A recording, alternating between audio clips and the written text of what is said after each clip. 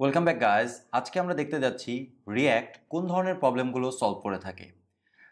React আসলে দুই ধরনের মেইন প্রবলেম সলভ করে থাকে। একটা হচ্ছে সিঙ্গেল পেজ অ্যাপ্লিকেশন, যে জন্য আমরা মূলত রিয়্যাক্টকে সব থেকে বেশি ব্যবহার করি। আর সেকেন্ডটা হচ্ছে মাল্টিপেজ অ্যাপ্লিকেশনের কিছু পোর্শন, যেই পোর্শনটাতে আমাদের সিঙ্গেল পেজ অ্যাপ্লিকেশনের ফিচার্সটা দরকার। ওকে, আপনি যদি ReactJS এর অফিসিয়াল ওয়েবসাইটে যান এবং সেখান থেকে কমিউনিটি সিলেক্ট করেন এবং তারপরে এক্সাম্পলসে যান, তাহলে আপনি এখানে অনেকগুলো এক্সাম্পল প্রজেক্ট দেখতে পাবেন। যেই প্রজেক্টগুলো অ্যানালাইসিস করলে আপনি বুঝতে পারবেন যে রিয়্যাক্ট ব্যবহার করে কোন ধরনের অ্যাপ্লিকেশনগুলো তৈরি করা যায়। আমি এখানে একটা এক্সাম্পল রেখেছি, তারপরে আমি আরেকটা এক্সাম্পল এখান থেকে ওপেন করে দেখাচ্ছি। সো আপনারা জাস্ট এখান থেকে অপশনগুলো চেক করবেন। ওকে, সমস্ত কি এক্সাম্পলস দেওয়া আছে, কোন কোন ওয়েবসাইটের রেফারেন্স দেওয়া আছে, সেই ওয়েবসাইটগুলো একটু চেক করবেন যে আসলে এই ধরনের ওয়েবসাইটগুলো তৈরি করার জন্য রিয়্যাক্ট ব্যবহার করা হয়। এটা একটা ক্যালকুলেটর, যেটা দেখতে অনেকটা ম্যাকওএসের ক্যালকুলেটরের মতো। সো এই ক্যালকুলেটরটা তৈরি করা হয়েছে ReactJS ব্যবহার করে। সো আপনি আপনার বেসিক প্রজেক্ট হিসাবে এই ধরনের একটা ক্যালকুলেটর কিন্তু তৈরি করতেই পারেন, কোনো কিন্তু প্রবলেম নেই, তাই না? দেখতেও সুন্দর, খুব কিউট, আপনার বেসিক ফাংশনালিটি সম্পর্কে ধারণা হয়ে যাবে। সো আমরা যে অ্যাপ্লিকেশনটার কথা বলতে চাচ্ছিলাম সেটা হচ্ছে shopping cart application. E commerce সাইটে এই ধরনের শপিং কার্ট অ্যাপ্লিকেশন কিন্তু প্রয়োজন পড়ে। এখন এই অ্যাপ্লিকেশনটা সিঙ্গেল পেজ অ্যাপ্লিকেশন আসার আগেও কিন্তু ছিল। আমরা এর আগেও শপিং কার্ট বা ই কমার্স সাইটের মতো সাইট তৈরি করেছি। সিঙ্গেল পেজ অ্যাপ্লিকেশন আসার পরেই যে এটা এসেছে তা কিন্তু না। অ্যামাজন কিন্তু সিঙ্গেল পেজ অ্যাপ্লিকেশন আসার পরেই তৈরি হয়েছে এমনটা না, কিন্তু সিঙ্গেল পেজ অ্যাপ্লিকেশন আসার পরে অ্যামাজন তার ওয়েবসাইটটাকে চেঞ্জ করেছে। ফেসবুক কিন্তু প্রথমে মাল্টিপেজ অ্যাপ্লিকেশন ছিল এবং রিয়্যাক্ট কিন্তু তখনই ডেভেলপ করা হয়েছে যখন রিয়্যাক্টের প্রয়োজনীয়তাটা উপলব্ধি করলো। প্রথমে রিয়্যাক্ট অল্প অল্প করে মাল্টিপেজের ফিচারটা দেওয়া শুরু করলো, যেমন একটা চ্যাটটার জন্য বারবার লোড নেওয়ার দরকার নেই, জাস্ট একটা মাল্টিপেজ ফিচার আসবে, মানে সরি সিঙ্গেল পেজ অ্যাপ্লিকেশনের ফিচার আসবে চ্যাটে। তারপর লাইক, কমেন্ট, এক এক করে প্রোফাইল, পেজ সব কিছু কিন্তু সে একেবারে কভার করে ফেলছে। সো এরকম আমাকে বুঝতে হবে যে আসলে সিঙ্গেল পেজ অ্যাপ্লিকেশনে কি কি করা যায় আর রিয়্যাক্ট দিয়ে সেই কাজগুলো কতটা ইজিলি করা যায়। ফর এক্সাম্পল, আগে যদি আমরা এখান থেকে ফিল্টার করতে চাইতাম, তাহলে ফিল্টার করার পরে বা ফিল্টার করার সাথে সাথে সে পেজটা লোড নিত। এখন ফর এক্সাম্পল আমি এল সাইজের সমস্ত টি শার্ট দেখতে চাচ্ছি, এখানে যখন আমি ক্লিক করব দেখেন একটা রিফ্রেশ হচ্ছে, এখানেই রিফ্রেশ আইকন গোল গোল ঘুরছে এবং সাথে সাথে আমার ইউআই পুরোপুরি লোড না নিয়ে যেই অংশটাতে আমার ডেটাগুলো দেখানোর কথা, কার্ডগুলো শো করার কথা, সেইগুলোই শুধুমাত্র চেঞ্জ হয়েছে। এখন আমি এখান থেকে এমএল সাইজটা দেখতে চাচ্ছি, আবার এখানে লোড নিচ্ছে, লোড নিয়ে শুধুমাত্র এমএল সাইজটা এখানে শো করছে। এক্সএস সাইজটা দেখার চেষ্টা করি, দেখেন আবারও লোড নিল এবং শুধুমাত্র এই ডাটাগুলোই শো করছে। সো এখানে আবার আমি ক্লিক করলে এল সাইজটা কিন্তু রিমুভ হয়ে যাবে, শুধুমাত্র এক্সএস সাইজটা আসবে। এমএল সাইজ আসলে কিছু নেই, সেজন্য কোনো ডেটা দেখাচ্ছে না। এখানে দেখাচ্ছে সাথে সাথে 0 প্রোডাক্টস ফাউন্ড, কিন্তু একই সাথে দেখেন এখানে ডেটা চেঞ্জ হচ্ছে, এখানে ডেটা চেঞ্জ হচ্ছে, এখানে অর্থাৎ আমাদের মেইন ক্যানভাসে ডেটা চেঞ্জ হচ্ছে। সো আমি আবার এখান থেকেও সিলেক্ট করতে পারি, সেখানে মানে এখানে চেঞ্জ করার সাথে সাথেও কিন্তু আবার ডেটাটা চেঞ্জ হয়ে যাবে। সো আমি এগুলোকে রিমুভ করে একবারে এল সাইজে চলে যাই। এখানে দেখেন আমি যখন চেঞ্জ করব তখন কি হবে, lowest to highest, highest to lowest. So আমি কিন্তু বিভিন্ন কাজ করতে পারছি ইনস্ট্যান্টলি।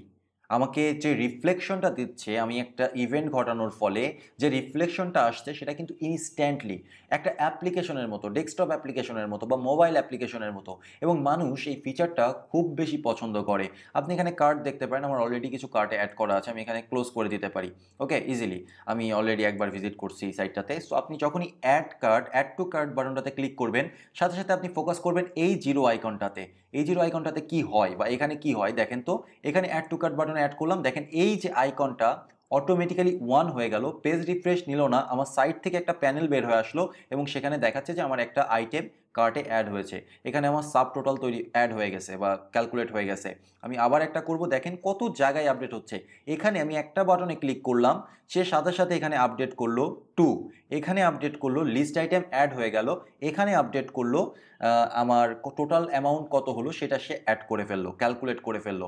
সো আলটিমেটলি অনেকগুলো কাজ একটা জায়গায় হচ্ছে, এবং এই কাজগুলো করার জন্য যদি আমরা প্রতিটা কাজের পরে একবার করে ভিউ জেনারেট করতে চাইতাম, তাহলে আমাদের অনেক কাজ করতে হতো, অনেক কাজ করতে হতো, কারণ ডম নিয়ে কাজ করা অনেক এক্সপেন্সিভ, আমার মেমোরিতে অনেক বেশি ডাটা লোড করে রাখতে হয় ডম নিয়ে কাজ করতে চাইলে।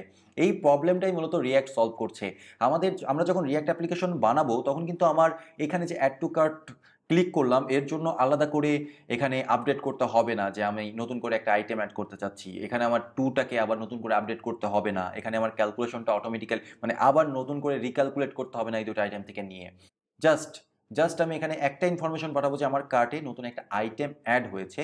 বাকি কাজগুলো অটোমেটিক্যালি আপডেট হয়ে যাবে। অর্থাৎ আমার রিপ্রেজেন্টেশন লেয়ার আগে থেকে তৈরি করা থাকবে, সে অটোমেটিক্যালি আপডেট হবে যখন আমার ডেটাটা চেঞ্জ হবে। এই বড় প্রবলেমটাই সলভ করছে রিয়্যাক্ট। আবার এখানে আরও একটা বিষয় চলে আসে, সেটা হচ্ছে কম্পোনেন্ট। আমি এখানে অনেকগুলো কম্পোনেন্ট দেখতে পাচ্ছি। যেমন এই যে বাটনটা, এই বাটনটা কিন্তু একটা কম্পোনেন্ট হতে পারে, কারণ এই সেম স্টাইলের বাটন একটা, দুইটা, তিনটা, চারটা, পাঁচটা, ছয়টা, সাতটা আছে। এই শুধু যে বাটন আপনি ইউআইটা দেখতে পাচ্ছেন তা কিন্তু না, এর পেছনে কিন্তু একটা ফাংশনালিটিসও আছে। অর্থাৎ এই বাটনটা ক্লিক হলে কোনো একটা ইভেন্ট ঘটবে এবং আমার ডেটাটা চেঞ্জ হয়ে যাবে, একটা ফিল্টারিং সিস্টেম হবে, হবে কি না? যেমনটা আমি আবার এখানে একটা ক্লিক করলে ডেটাটা চেঞ্জ হচ্ছে, এখানে একটা স্পিনার ঘুরছে, যে লোড হচ্ছে সেই সিম্বলটা দিচ্ছে।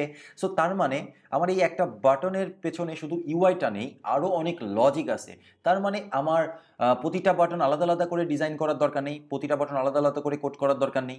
আমি যদি একটা বাটন সঠিকভাবে তৈরি করতে পারি তাহলে সব জায়গায় রেপ্লিকেট করতে পারবো, অর্থাৎ একই কম্পোনেন্ট বারবার ব্যবহার করতে পারবো, রিউজ করতে পারবো। সো আমাদের কোডটা কমে যাবে। কোড যদি কম হয় তাহলে কোড ম্যানেজ করতে হবে কম, ঠিক আছে? আবার আপনি এখানে চিন্তা করেন যে একটা কার্ড, এখানে আমাদের অসংখ্য কার্ড আছে, অসংখ্য কার্ড আছে না? সেই আমি অসংখ্য কার্ড কিন্তু তৈরি করব না। আগে হলে আমাদেরকে কি করতে হতো? লুপ চালানোর মাধ্যমে একটা এইচটিএমএলকে বারবার বারবার রেপ্লিকেট করতে হতো, অথবা আমি যদি নর্মাল এইচটিএমএল এ ডিজাইন করতাম সেই ক্ষেত্রে আমি কি করতাম? জাস্ট একটা বানিয়ে বাকিগুলোকে কপি পেস্ট করতাম, কপি পেস্ট করতাম। এটা সহজ। অবভিয়াসলি আপনি ভাবছেন যে আমাকে তো একটাই ডিজাইন করতে হচ্ছে, বারবার তো ডিজাইন করতে হচ্ছে না, আমি জাস্ট কপি পেস্ট করছি। কিন্তু চিন্তা করেন তো, যদি একটা পরিবর্তন আসে যে আমার যে স্টাইলটা আমি তৈরি করলাম, যে কার্ডটা আমি তৈরি করলাম, সেই কার্ডটা আসলে আমার ক্লায়েন্টের পছন্দ হলো না। ইন দ্যাট কেস আমার কি করতে হবে? এই কার্ডটা যত জায়গায় আছে সব জায়গায় পরিবর্তন করতে হবে। কিন্তু ইন রিয়্যাক্ট আমাদের কিন্তু সেটা করতে হচ্ছে না। আমরা একটা কম্পোনেন্ট আকারে কল্পনা করতে পারছি এবং একটা কম্পোনেন্টে আমি তৈরি করব। পরবর্তীতে যদি চেঞ্জ আসে আমি ওই একটা কম্পোনেন্টেই চেঞ্জ করব। বাকি কম্পোনেন্টে আমার চেঞ্জ করার দরকার নেই। বাকি যেখানে আমি এই কম্পোনেন্টটা ব্যবহার করেছি সেখানে অটোমেটিক্যালি সেটা আপডেট হয়ে যাবে।